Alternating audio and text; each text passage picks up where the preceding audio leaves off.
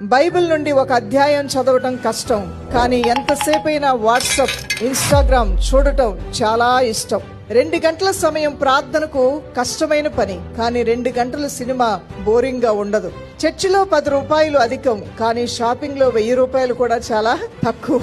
ఆరాధనలు సర్వసాధారణంగా విచారంగా బోరింగ్ గా అనిపిస్తాయి కొంతమందికి, కానీ టీవీలో కామెడీ ప్రదర్శనలు వింతగా, ఆనందంగా, విచిత్రంగా, హ్యాపీగా అనిపిస్తుంటాయి.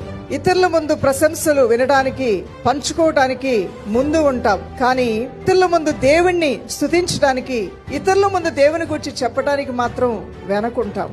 రోజు టీవీ సీరియల్ శీర్షిక కోల్పోకూడదు, కానీ వీక్లీ బైబిల్ స్టడీకి సమయం మాత్రం లేదు అంటాము.